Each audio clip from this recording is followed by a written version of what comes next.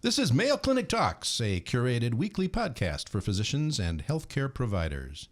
I'm your host, Darryl Chutka, a general internist at Mayo Clinic in Rochester, Minnesota. Today we'll be discussing a relatively common health problem seen in women. The prevalence is between 5 and 10% of childbearing women living in the United States. Complications can include infertility, diabetes, cardiovascular disease, and endometrial cancer. Despite the fact that this problem is common and has potentially serious complications, less than 50% of women with this condition are given a correct diagnosis. I'm talking about Polycystic Ovary Syndrome, and if you see women of childbearing age, you need to know about this often misdiagnosed health condition. Our guest today is Dr. Alice Chang, an expert in polycystic ovary syndrome and an endocrinologist in the Division of Endocrinology at the Mayo Clinic in Rochester, Minnesota. Welcome, Alice. Oh, good morning. Thank you for inviting me.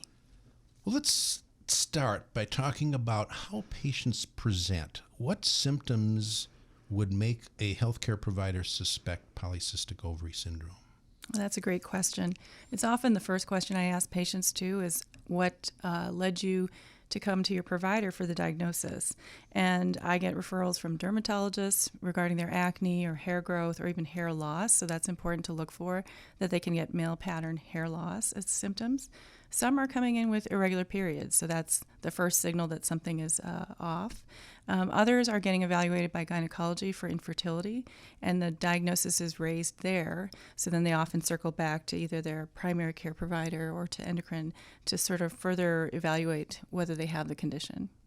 So it sounds like one of the issues with this condition is the variety of symptoms that patients can develop with it. Exactly, and I think that's part of their frustration is that they might be seen by one type of provider who just focuses on their acne or their hair growth, and then shuttled over to their other provider regarding irregular periods, and then they don't get that unified diagnosis. So I think that's why a lot of them get sort of worried and turn to anybody and anyone and Google to try to get more information. So the reading that I did on this, and since my practice is primarily men, I don't see this, but so many have not been diagnosed. Is it because they don't come in for an evaluation or because healthcare providers miss it or maybe a combination? I think it's a combination, and I think that's part of why I'm here to kind of clarify that it is not a one-test diagnosis, and that's one of the myths of this condition is that patients and providers even think that they need an ultrasound to make this diagnosis, and they think it's about these ovarian cysts, and I think that's part of the misunderstanding is it really is multiple follicles that they see on the ultrasound, and that's the criteria. So if you don't ovulate, you collect these immature follicles that are perfectly healthy and just waiting for the trigger.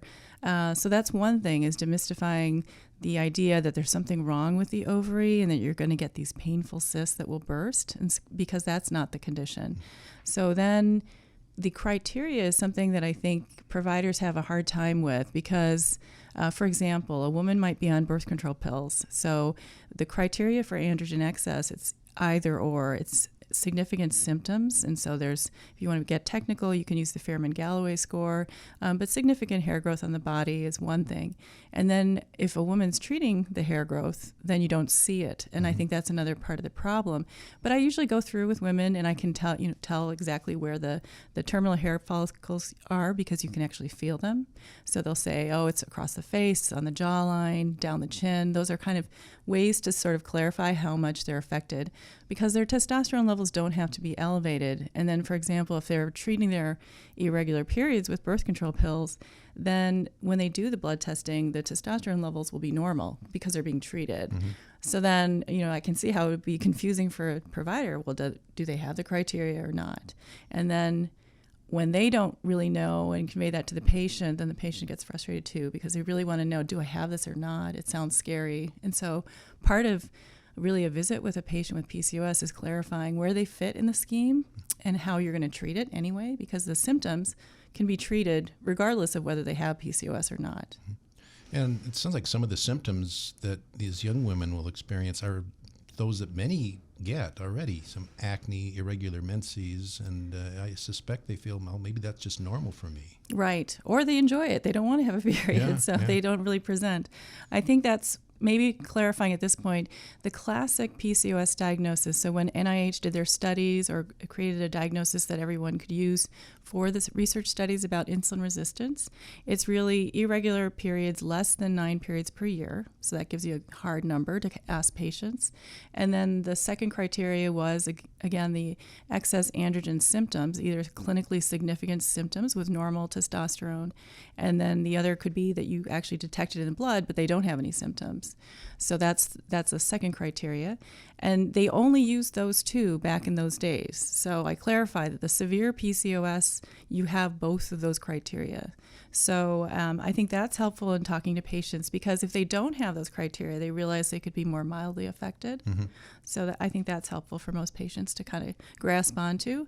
I also don't recommend pulling patients off of treatment just to make the diagnosis. I think it's just important to kind of reflect as they go through childbearing. They'll go off oral contraceptives. They might become more symptomatic, and then they might know that they have more of this kind of real PCOS that's severe and has been there since they were adolescents. Mm-hmm. Well, I was surprised when I did my reading that not all women with PCOS have ovarian cysts. So if you're doing an ultrasound to make a diagnosis, you're going to miss some patients.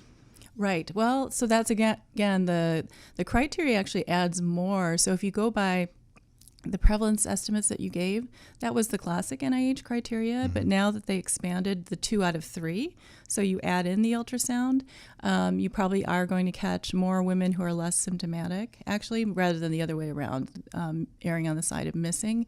But I guess that's true. If someone thought that they should only get the ultrasound and didn't try to characterize the other 2, you're right, they mm-hmm. would miss the diagnosis. Mm-hmm. Mm-hmm. So what's actually happening hormonal-wise? Is this a ovarian hormone problem? Is it a gonadotropin problem? What's actually going on pathophysiologically in these patients? That's a great question. So this is the other challenge, is that this is a very heterogeneous disorder, and I think there's no one cause for the whole group of women with PCOS. So then it gets into what are the causes for that individual or for certain subgroups of this population. That's the challenge. So I think you point out an excellent discussion is really what's the cause, and that's a common question. There's probably multiple different causes. So the way I try to explain it to patients, because they're all familiar with somebody who has high blood pressure. So I say there's probably many genetic and environmental reasons why someone might be prone to high blood pressure, but we treat it the same way. So this group of patients have androgen excess. They have androgens that are interfering probably with their ovulation. And then there's this other thing, the insulin resistance. It's not part of the criteria, so we haven't brought it up yet. But that's clearly a major part of the pathophysiology. So it might be that for one woman, the high insulin levels are driving the theca cell production of androgens. So that's been seen sort of in cell culture models. So that's possible. So lowering insulin levels does seem to improve to some degree androgen excess, but not to the same degree as ovarian suppression with birth control pills. So it's part of the pathophysiology and the complications that we'll talk about next. But I think for women, I try to point out it's like a chicken and the egg problem. Yeah. So when they do studies, if you lower the androgens, you improve insulin sensitivity. But also if you lower or improve insulin sensitivity or lower insulin concentrations, you also see an improvement in the androgen excess, and they're more likely to ovulate. Mm-hmm. So that's where, the cause is not one specific thing, but kind of knowing what the major factors are and trying for each individual to see which one is more important in their care and in their pathophysiology is important. Yeah. Well, this is a very technical situation. You've got hormonal changes, you have anatomic changes. How do you explain to patients what's going on in words that they really understand? I think just breaking it down to the ovary, first of all, is I realized some women were asking me, well, what if I just take the ovaries out? Won't I be better off? And it doesn't change the fact that they might have insulin resistance as the primary cause and might still have an effect in terms of their medical comorbidities. So trying to discuss the pathophysiology, I explain the major characters or features are the androgen excess, the fact that that can impact how they ovulate and whether they ovulate. And then, some women might have normal periods. Some women ovulate with PCOS. So you really can't say for sure. You have to sort of look at the individual case and try to highlight those two major things, I think, and then determine what their symptoms are and what's important to them. Some women are trying to conceive, so that's their major priority.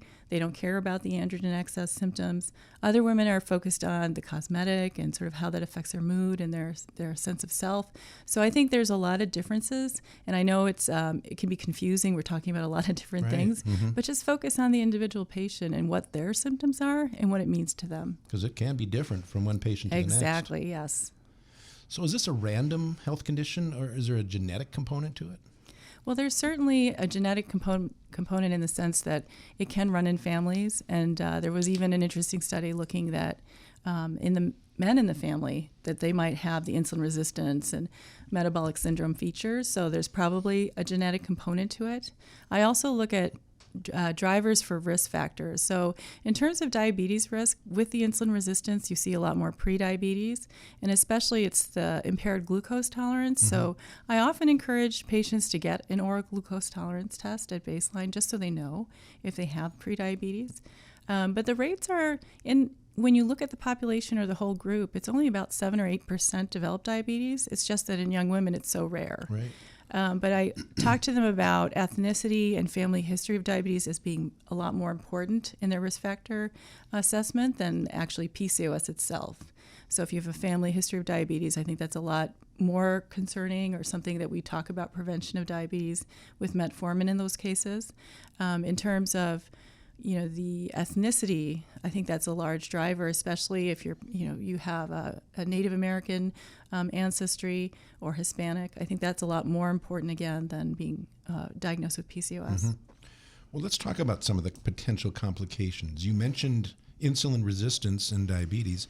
Is that slightly more common in those who already have risk factors for diabetes, overweight and family history?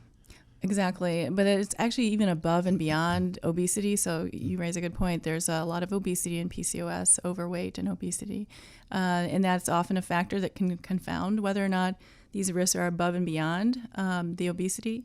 But there are thin women with PCOS who have insulin resistance and prediabetes. So they can also respond to metformin in terms of ovulating more frequently. In several cases that I've seen recently, that is the case. So it should always be considered. Sure. And I think that's part of the myth is some patients say they're frustrated because they would like to try metformin and their provider thinks that they need to have diabetes or prediabetes, but they don't have to have those abnormalities. Plenty of studies have shown they respond even if they don't. Another potential complication is cardiovascular disease. What's the mechanism there? So it's interesting because I've seen the shift in my career from saying there's this, several-fold risk in developing cardiovascular events, and then stepping back and looking at those studies. They really didn't prospectively follow, like we don't have a prospective population being followed. So there's definitely multiple studies that show increase in risk factors. That's hypertension, the cholesterol, metabolic syndrome, diabetes, prediabetes. However, we don't really see the events. I think that's even a more interesting question. Is like, why don't we see more heart disease in women with PCOS? So I know it's kind of challenging the conventional wisdom, but I think there might be something protective in a way about having these higher androgen levels and estrogen levels. But in any case, what I tell patients is that what the data show is there's no increase in events unless you develop diabetes. So I know I'm an endocrinologist, but that's clearly an important target, that if they can prevent diabetes, that they won't see necessarily, that they're destined to have a cardiovascular event and stroke. Obstructive sleep apnea has also been reported. Is that purely due to the increased weight of some of these patients? From what I can tell, I think that most of the samples that see the sleep apnea, it is from overweight and obesity. But I think it's important to screen because I think we look at young women and we think, well, they can't have sleep apnea. And the studies have shown that if they use CPAP, they can improve their insulin sensitivity as well. Do we need to be alert for mood disorders? So patients often ask me that question. I also get referrals from psychiatrists because they're wondering if that maybe treating their hormone imbalance and kind of stabilizing their androgen levels will help to improve their mood disorder. So I think that it's kind of interrelated with the fact that there is this self-image, and if androgen excess or if they're having fertility issues, that it increases their risk for having depression and anxiety. So it's good to pay attention to it and then even offer treatment to see if controlling the androgens will help. So that's important to consider. And finally, endometrial cancer. I assume that's related to the hormonal imbalance? Right. So I think the data is basically from meta-analyses looking at case control studies, and so that it would support the possibility of a two to threefold greater risk. But where I try to sort of temper that in discussing with patients is that it's not clear if all women with PCOS have that increased risk, or it might be the ones who don't have a period for many months, and then the lining can be thickened and overgrow and tend to hyperplasia. So as long as they're aware that they need to have a period every 3 months or need to have some strategy to prevent the excess development of the lining, then I don't think that they necessarily have an increased risk. So I'm a little bit skeptical of the data and just want the patients to understand that as long as they control the disease or control the condition, that they are not destined again to have cancer. All right, let's talk about treatment.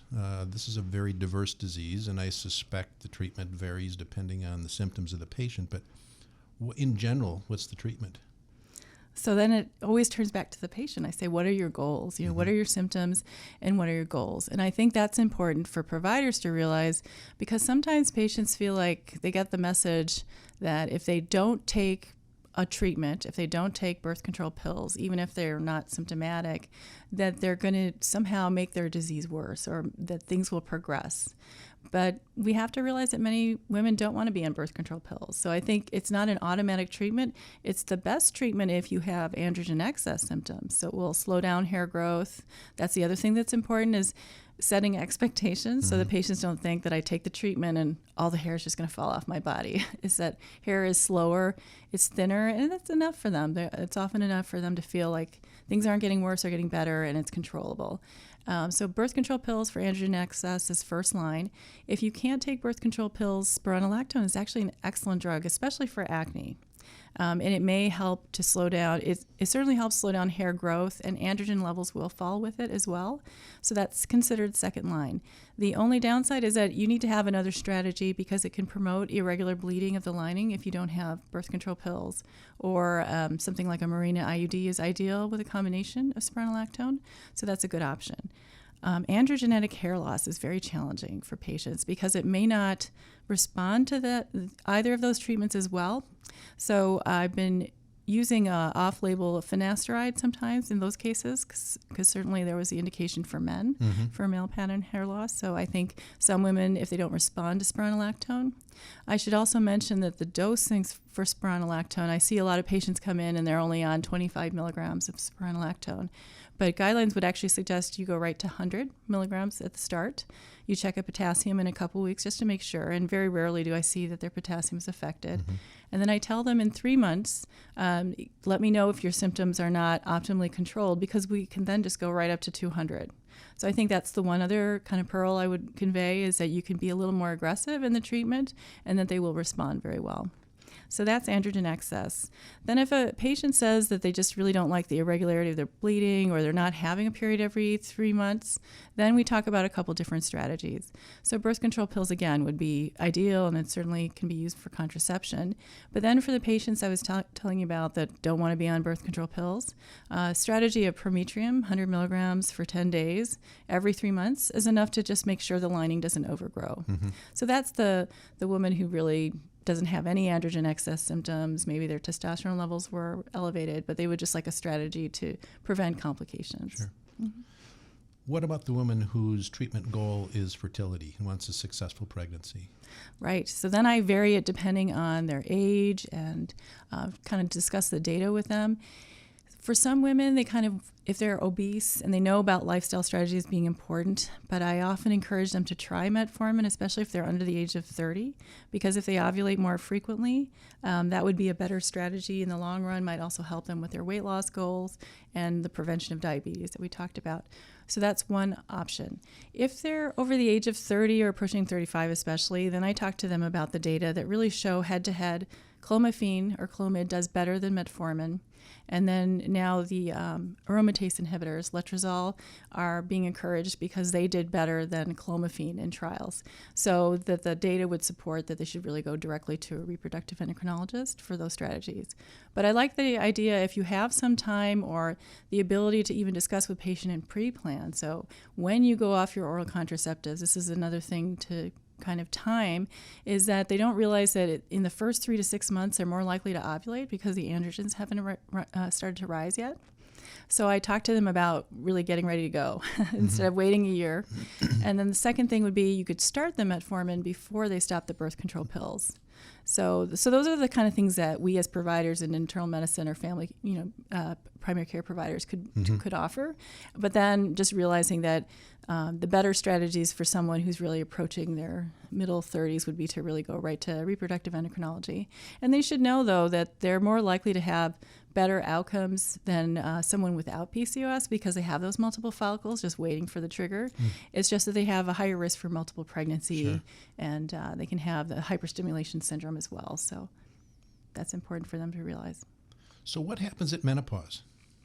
Great question. I get that a lot too, because technically you only have PCOS before menopause. Right. But what I discuss with them is it's possible, first of all, they'll actually get a relief from their androgen excess symptoms. That's probably more likely to happen because the ovary was producing 80% of their androgens before menopause, and that will change. So that should improve. The second thing, though, is understanding that the genetics, that if you have insulin resistance, especially if it's strong in the family, that's not necessarily going to go away just because the androgens are now normal.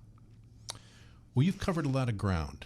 Let's finish up by asking you to summarize what you think are the most important points our listeners should know about polycystic ovary syndrome. I think if they focus on, first of all, knowing the criteria, that androgen excess, evidence of not ovulating regularly, so instead of the less than 9 periods per year, it could be more frequent periods. You can check a day 21 progesterone to see if they're ovulating. So there's a lot of little subtle tricks to try to figure that out. And then the third thing is that you don't really need an ultrasound to make the diagnosis, kind of focusing on the other criteria. So knowing about those criteria are important. And then knowing when you don't necessarily need to just make that diagnosis and focus in on the symptoms. A lot of patients are happy to kind of know where they fall in sort of the higher severe category, maybe mild, maybe you don't even have this, and they like to know that. So I think just telling them up front and being honest about it is important. I think also emphasizing, sometimes patients are told you just need to lose weight, but they don't really focus in on all the strategies we discussed. You want to find out what is of greatest concern to the patient and then focus in on different treatment strategies, and then feel comfortable to refer. Now, I think this is the other part that I find I find a lot of patients are frustrated with, is that I know even among my colleagues who are focused more on thyroid or diabetes, for example, that they might get referred to an endocrinologist who doesn't necessarily have the answers or all the discussion that we just talked about. I can say that there's a great reference for patients now. The PCOS, if you Google PCOS at Monash, M-O-N-A-S-H, they did a comprehensive review, included patients in their guidelines, and they have a lot of tools for patients to read up more and kind of understand the condition. So I think that's a nice thing to offer now. Also be flexible. Be flexible about understanding what their concerns are and trying to offer advice and sort of reassurance more than anything else. And then finally is there's a lot of what I call metformin resistance in the community. I think you should be open to trying it. It's a good drug. It's been around for a long time, and it's safe. So I think for patients who would like to try that, either because they're trying to ovulate more frequently or as a strategy to make their periods more regular, that's another thing. And then again, for the prevention of diabetes, it certainly can be used off-label for that without PCOS. So that's why it's not specific to PCOS, but it's a great indication as well. We've been discussing the diagnosis, potential complications, and management of polycystic ovary syndrome with Dr. Alice Chang from the Division of Endocrinology at the Mayo Clinic. Alice, thank you so much for sharing your knowledge with us. I've learned a lot. Thank you. You can now listen to over 100 different medical topics developed for primary care providers on Mayo Clinic Talks podcasts. Find them at ce.mayo.edu or your favorite podcasting app. If you've enjoyed Mayo Clinic Talks podcast, please subscribe. Stay healthy and see you next week.